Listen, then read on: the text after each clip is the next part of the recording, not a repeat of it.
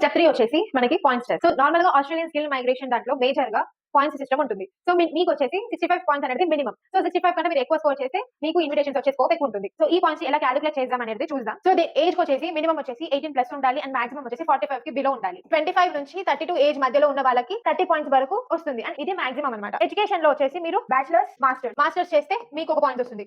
Like 15 points వరకు మీరు claim చేసుకోవచ్చు. ఒకవేళ మీరు PhD చేస్తే మీకు 20 పాయింట్స్ వరకు వస్తుంది. ఎక్స్పీరియన్స్ వచ్చేసి మీకు 3+ ఇయర్స్ ఉంటే 3 నుంచి 8 ఇయర్స్ వరకు ఉంటుంది. సేమ్ దీనికి కూడా ఒక్కొక్క రకంగా పాయింట్స్ వస్తాయి. సో మనకి 3 అనేది బేసిక్. మాక్సిమం పాయింట్స్ వచ్చేసి 8+ ఇయర్స్ ఆఫ్ ఎక్స్పీరియన్స్ ఉంటే మీకు 15 పాయింట్స్ వరకు క్లెయిమ్ చేసుకోవచ్చు. అండ్ ఒకవేళ మనం ఇప్పుడు చూసుకున్నట్లయితే 3 నుంచి 4 ఇయర్స్ ఆఫ్ ఎక్స్పీరియన్స్ ఉంటే మీకు 5 పాయింట్స్ వరకు వస్తుంది. సో ఇంగ్లీష్ ఎగ్జామ్ మీకు తెలుసు PTE TOEFL మీకు అట్లీస్ట్ 16 ఈచ్ ఉంటే మీరు ఎలిజిబుల్ అవుతారు. దానికి నో పాయింట్స్. ఒకవేళ మీరు ప్రొఫెషనల్ అయితే ఈచ్ 7 వచ్చి ఉంటే మీకు 10 పాయింట్స్ వరకు యాడ్ అవుతుంది. నెక్స్ట్ వచ్చేసి పార్ట్నర్. సో కొంతమంది మ్యారీడ్ కొంతమంది అన్మ్యారీడ్స్ అప్లై చేసుకుంటారు. సో అన్మ్యారీడ్స్ కి 10 పాయింట్స్ ఉంటుంది. మ్యారీడ్స్ కి నో పాయింట్స్. ఒకవేళ మ్యారీడ్ పర్సన్స్ ఒకవేళ గెయిన్ చేసుకోవాలి అనుకుంటే పార్ట్నర్ త్రూ కూడా గెయిన్ చేసుకోవచ్చు. మీకు కనుక డీటెయిల్ ఇన్ఫర్మేషన్ కావాలనుకుంటే కామెంట్ సెక్షన్ లో కామెంట్ చేయండి.